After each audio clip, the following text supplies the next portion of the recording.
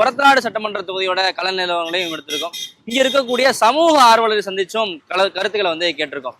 இப்ப நம்ம தஞ்சாவூர் பெரிய கோயில் முன்னாடி இருக்கோம். ஏன் இங்க நிக்கிறோம் அப்படின்னு பார்த்தோன்னா, இங்க உலகத்தின் பல நாடுகள்ல இருந்தும் தஞ்சாவூர் பெரிய கோயிலுக்கு வராங்க. ஆனா அதுக்கு முன்னாடி இருக்கக்கூடிய அகலியோட நிலைமையை பாருங்க. ரொம்ப புதர் மண்டி கிடக்கக்கூடிய ஒரு சூழலா இருக்கு. இங்க நிறைய இதை தூர்வாரணும் அப்படின்னு சொல்லி நீண்ட கால கோரிக்கை இருக்கு. அதே போல எதிர்ப்புறம் இருக்கக்கூடிய பார்க்கிங் அதுவுமே சரியா இல்லை அப்படின்னு சொல்லி நீண்ட காலமா அந்த கோரிக்கை வைக்கப்பட்டிருக்கு. ஆனா அது சம்பந்தமா எந்தவித நடவடிக்கையும் எடுக்கப்படலை அப்படின்னு சொல்றாங்க. இது தொடர்பா பேசுறதுக்கு நம்ம கூட சமூக ஆர்வலர் பிரகாஷ் ராமலிங்கம் இருக்காங்க. ஐயா வணக்கம். என்ன பிரச்சனை ஆக்சுவலா இந்த பெரிய கோயிலை பொறுத்தவரை?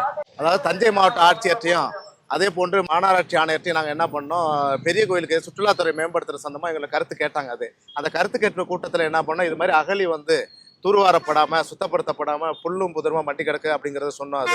அதே மாதிரி எதிர்ப்புறம் பார்த்தீங்கன்னா கார் பார்க்கிங் சரியான வசதி கிடையாது. இப்போ பார்த்தீங்கன்னா ஈவினிங் டைமில் சுத்தமாக அந்த ரோடே பிளாக் ஆகிடுறது. இப்போ எங்களுக்கு என்னன்னா சுற்றுலாத்துறை மேம்படுத்தணும்னா பெரிய கோயிலுக்கு எதிர்ப்புறம் உள்ள ஆரம் கட்சிக்கு சொந்தமான அந்த இடத்துல உள்ள மருத்துவக்குழுவிற்கு சொந்தமான அந்த இடத்துல உள்ள இடத்த கொஞ்சம் கேட்டு வாங்கி கார் பார்க்கிங் அதிகப்படுத்தணும்.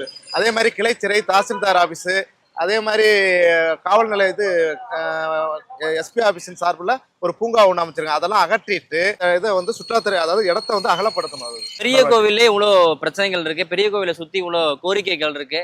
இது மட்டும் இல்லாமல் தஞ்சாவூர் என்னென்ன கோரிக்கைகள் இருக்கு, என்னென்ன பிரச்சனைகள் இருக்கு, அரசு சார்பாக என்ன செய்ய வேண்டியிருக்கு அப்படின்னு சமூக ஆர்வலர்கள் எழுத்தாளர்களை சந்திச்சு பல்வேறு கருத்துக்களை கேட்டிருக்கோம்.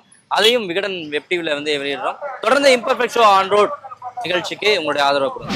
இன்னைக்கோ அல்லது